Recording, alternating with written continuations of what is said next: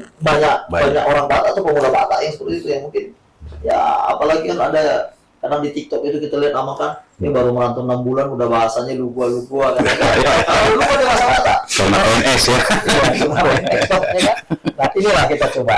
Itu mungkin hanya seperti humor-humor, tetapi itu saya rasa fakta. Iya. Saya rasa itu fakta. Nah, sambung. Nama Lambok tadi kan menarik.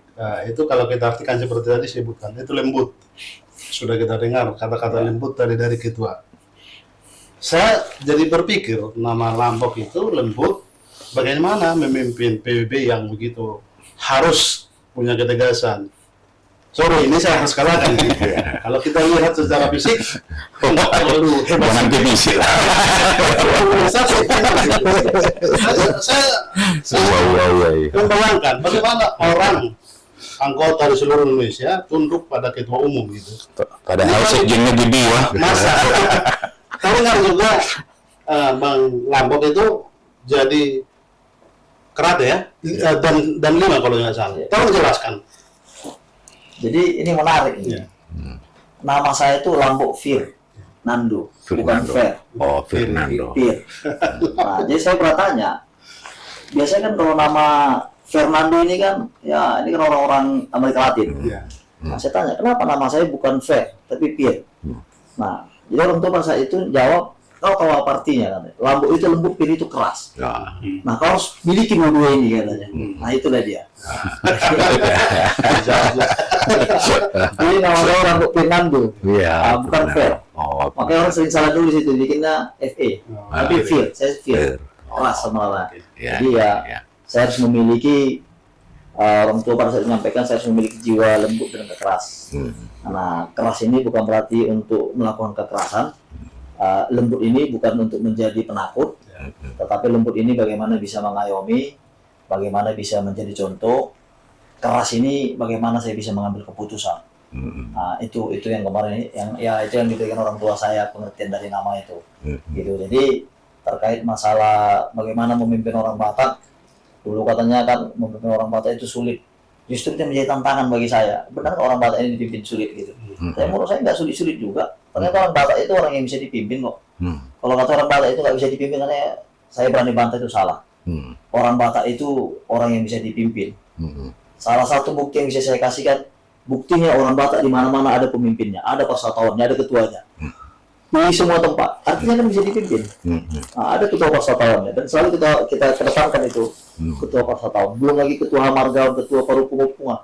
Jadi orang Batak itu sangat bisa dipimpin. Orang Batak itu sangat menghormati pemimpinnya. Jadi ini modal kuat bagi orang Batak untuk kita bisa ya berperan, saya rasa di negeri inilah. Jadi, Anda kan sarjana pendidikan kalau nggak salah ya. Artinya roh dari mengajari, menduplikasi kemampuan pasti ada spirit etos itu. Bagaimana tadi ini belum dijawab nih. Anda dan 5 untuk semua pengurus juga sadar perlu bela diri begitu. ya saya rasa bela diri ini bukan sekedar berbicara bagaimana kita bertarung. Nah, ini bela diri itu ini saya mau jelasin dulu ya, di tingkatan lah ya. Di kami itu saya kebetulan karate, di tingkat 1 dari sabuk putih sampai sabuk hitam itu kita berbicara teknik. Nah, artinya ada metode pembelajaran yang harus saya buat agar saya bisa menendang, bisa memukul dan sebagainya. Untuk di tingkatan berikutnya itu nanti dari dan 1 sampai dan 3 itu adalah skill. Ada teknik-teknik yang kita latih. Di dan 4 dia berbicara leadership. Tidak lagi berbicara teknik, tidak lagi berbicara skill, tapi itu berbicara leadership. Bagaimana kami bisa memimpin. Di dan 5 ke atas itu sudah berbicara spiritual. Nah, berbicara spiritual ini bukan berarti ada ilmuwan, tidak. Tapi bagaimana kami bisa menjiwai, bagaimana kami bisa berkomunikasi dengan baik, bagaimana saya bisa memahami orang, bagaimana saya mengetahui, oh ini maunya begini, saya harus perlakuan begini, itulah.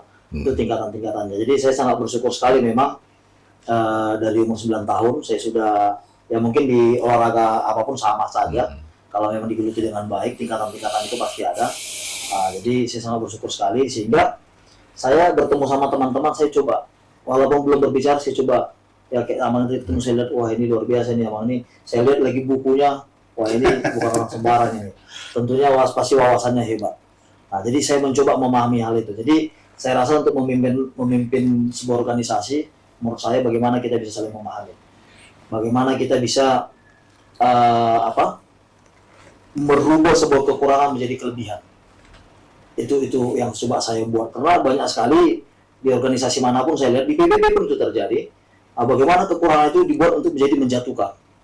Ya, ada kekurangan ketuanya, kekurangan pengurus, itu yang dihantam untuk menjatuhkan. Tetapi dengan kebersamaan kita rajut harmonisasi, bagaimana kekurangan-kekurangan itu bisa kita buat menjadi sebuah kekuatan. Inilah yang selalu saya bangun, saya sampaikan kepada seluruh anggota.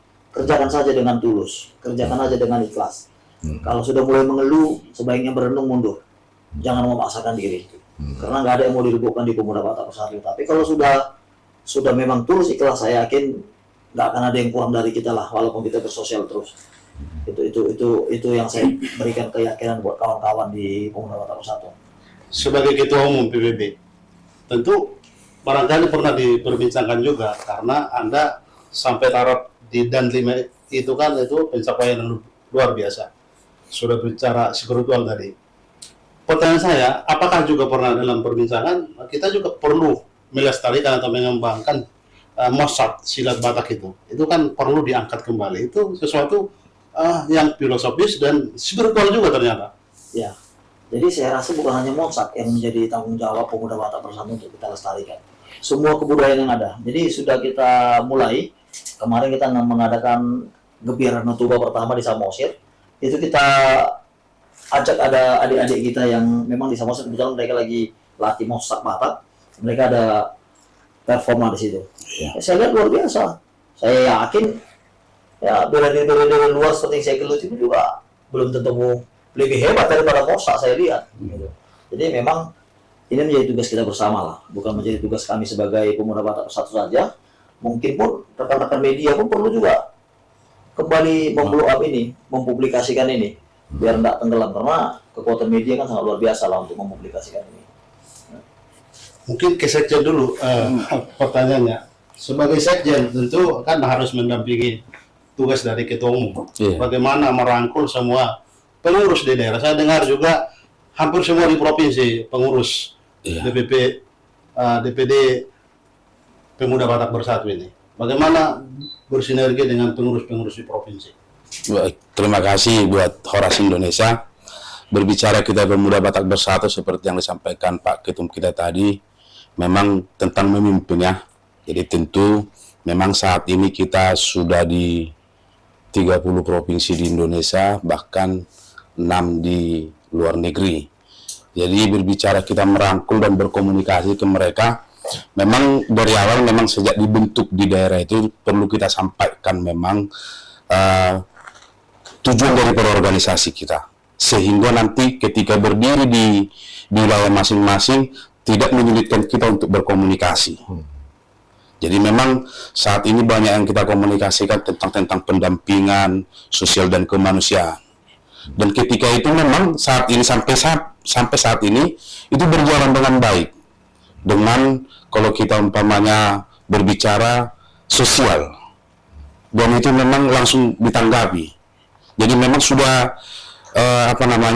sudah terdoktrin memang untuk sosial itu. Jadi bahkan mulai dari situ kita berangkat, dan hal-hal lain pun kalau kita berkomunikasi ke daerah maupun melalui grup ataupun langsung, ya saat ini saya rasa sangat baik.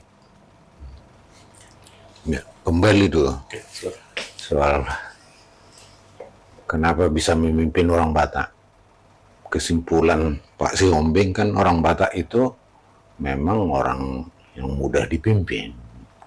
Nah, itu kan paradigma yang sebenarnya asli di orang Batak, tapi bagi orang lain yang tidak ya.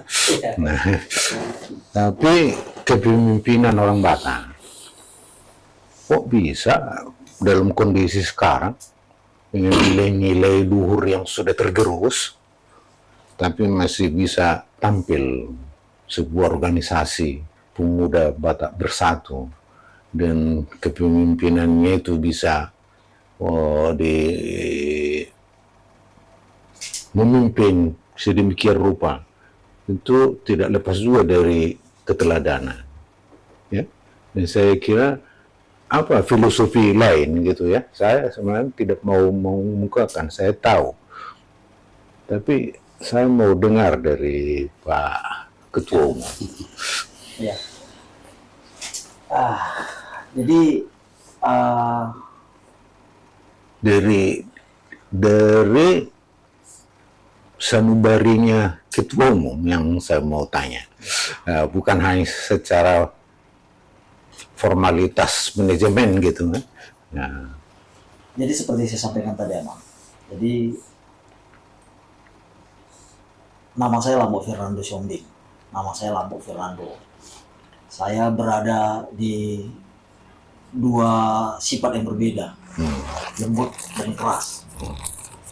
Saya mengharapkan dua hal ini bisa bersatu, Amang. Jadi filosofi nama saya yang saya pakai. Makanya saya bilang tadi orang Batak itu secara tampilan sangat keras, tetapi orang Batak jauh lebih lembut daripada keju. Namun ini yang nggak kita sadari. Jadi saya mencoba ini menjadi sebuah filosofi bagi saya. Ternyata keras dan lembut itu bisa bersatu dalam wadah, dan bersatunya dalam satu wadah ini menjadi sebuah manfaat yang besar buat orang lain. Jadi itulah salah satu filosofi di saya, Bang. Kekuatannya tadi kalau saya tidak salah tangkap itu kepedulian sosial ya. Dan kalau dalam bahasa Batak itu kan perbahul-bahul nabulun, pertataring, nasura belumon, baru persekalan nasura mahiang. Kalau saya dengar juga itu gimana itu? Kalau itu dipraktekkan memang itu luar biasa. Dan itulah yang pengamatan saya yang dipraktekkan oleh pemuda Batak Bersatu. Ya, jadi itu yang saya sampaikan tadi, Amang. Dengan kelembutan inilah yang kita bisa menjadi bol-bol nabulu. Kita bisa menyadari apa yang menjadi karakter-karakter dari kawan-kawan kita, saudara-saudara kita, yang memang karakter-karakter itu tidak perlu kita tentang atau langsung kita hantam. Tetapi karakter-karakter inilah yang bisa kita pahami agar kita bisa ini tidak menjadi sebuah beban yang sangat besar bagi, waduh ini kenapa susah kali ya. Tapi kalau saya coba memahami, wah ini memang begini, ini memang begini. Nah, artinya dengan hal itulah yang coba saya lakukan, Amang. Terakhir saya berikan pemahaman bagaimana kita bisa bersatu dan berkumpul. Namun untuk menunjukkan eksistensi kita dan menunjukkan kepedulian kita memang ada kalanya kita harus memang bertindak. Artinya kita juga siap menjadi garda terdepan untuk membela. Jadi kita kan harus berani. Memangnya artinya bukan kita harus mau menunjukkan menjadi sebuah kekerasan atau apapun. Jadi keras yang saya artikan itu adalah bukan kekerasan, tetapi keras ini adalah suatu tindakan yang berani yang kita buat. Bagaimana kita bisa menjadi garda terdepan. Dan ini sudah banyak kita lakukan lah. Ya, saya langsung memimpin juga. Mungkin kalau orang melihat saya, ya semeter 40 pun nggak ada. Tapi saya selalu berpikir kalau memang ukuran tubuh untuk bisa menjadi pemimpin atau raja, saya rasa gajah sudah lama jadi. Iya. Tapi filosofi pur pandedorpe baik itu di posna. Saya pikir itu pasti terjadi juga di pemuda Batak Bersatu. Bisa enggak dikasih contoh tanpa menyebut pun daerahnya? Ada enggak yang pur pandedorpe itu dihadapi dalam kepemimpinan pengorganisasian PBB? Ya pasti ada, Bang, ya. Bisa lebih dijelaskan. Ya. Ada kasus gitu kira-kira? Artinya semua daerah ini bisa kita buat menjadi percontohan, Bang. Untuk dalam pengembangan organisasi, baik itu apakah memang karena kasusnya, apakah memang karena budaya baiknya. Jadi memang sebagai generasi muda juga tanpa menghilangkan kebudayaan Batak yang kita miliki saat ini, kita juga butuh ada contoh-contoh lah, Amang. Nah, terkait masalah yang Amang sampaikan tadi, daerah mana, ya saya rasa akan menyinggung perasaan daerah-daerah tertentu nanti kalau kita sampaikan, Amang. Jadi tetap kita juga akan belajar lah melihat kasus-kasus case-case yang terjadi, mana baiknya kita ambil, mana yang nggak baiknya jangan sampai terjadi di kita. Jadi sehingga kita bisa bertumbuh lah ya. Walaupun saya yakin tidak ada organisasi yang tidak punya dinamika. Ya. Rumah tangga saja ya, Pasti. orang Batak paling pantang bercerai. Sekarang orang Batak saya lihat di mana Sudah ramai pengadilan. sudah tidak ragu mengatakan mau bercerai gitu Pak. Ketua izin sedikit ada yang mau saya tanyakan juga ini. Baik Pak. Banyak kan organisasi orang Batak, Siap. tapi PBB menurut pengamatan saya yang menunjukkan militansinya terlihat itu dari slogannya. NKRI Satu rasa satu jiwa. satu rasa satu jiwa, NKRI harga mati, menjual-jual. Jiwa.